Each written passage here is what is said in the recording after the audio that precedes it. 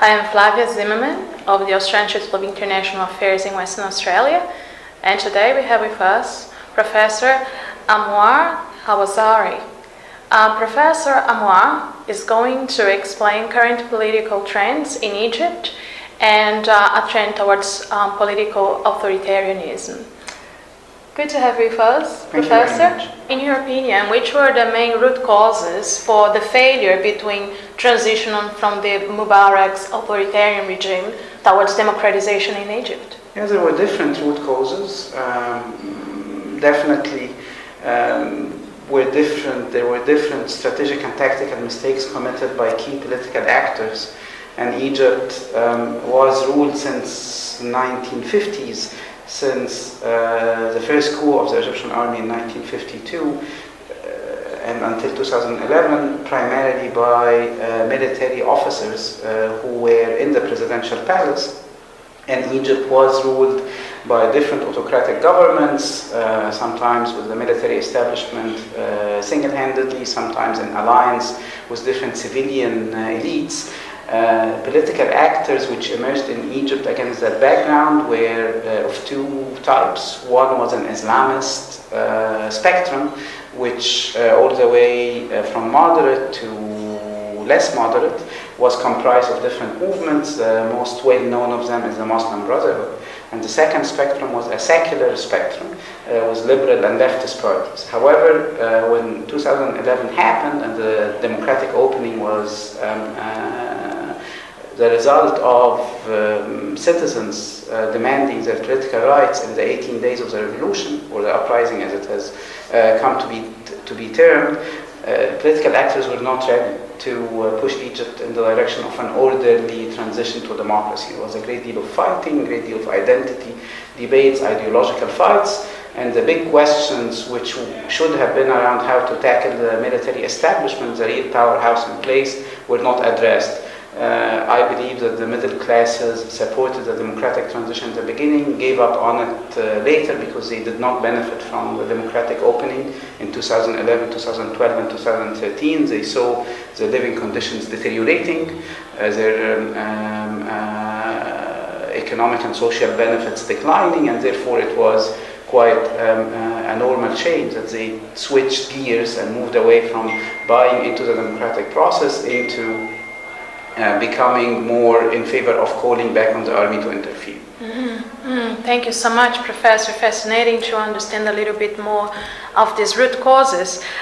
You argue that around 400 laws have been enacted over the last 4 years, and to which extent there is a deliberate move in Egypt to undermine the current institutions and to redesign political institutions in Egypt?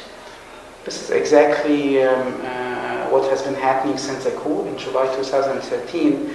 So to look at Egypt today, 4 years after the coup, one has to use two prisms to understand Egyptian political realities. One is to look at the direct repression which the government, using its security services, intelligence agencies, has been implicated in.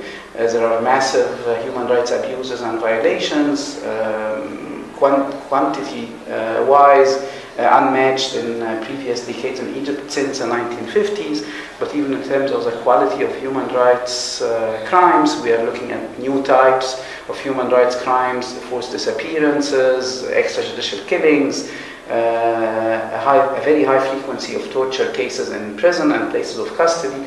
So one prism is to look at, will take you to look at the direct repression which this government has been implementing since 2013. A second prism is to look at the indirect repression, and here are the significant issues pertaining to the laws. So this government has been introducing a new legal framework to enable it to close off the public space, to sideline activism away from formal political spheres, parliaments or elsewhere, because we do have a national parliament and we do have different municipal councils at the local levels. So politics is no longer part of what we're looking at. This is no longer about pluralism or pluralist contestation. So in one way to close out the public space, to take the energy of citizens away from politics, to increase the imbalance between military and security components in the Egyptian state apparatus vis-a-vis civilian components. So it's no longer really about ministries or different agencies of the government. Power is concentrated in military and security hands within the state apparatus. And finally, to re-inject and reintroduce fear as a constant feature of Egyptian reality. So therefore, they enacted that huge number of laws, on average 100 per year.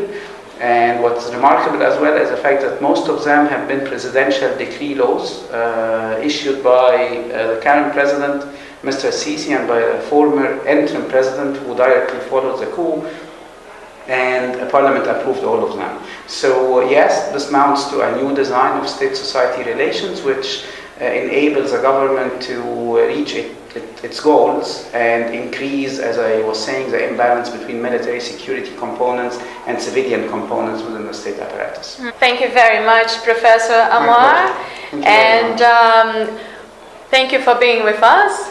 And for more information on the Australian Institute of International Affairs, please visit our website www.internationalaffairs.org.au. Thank you.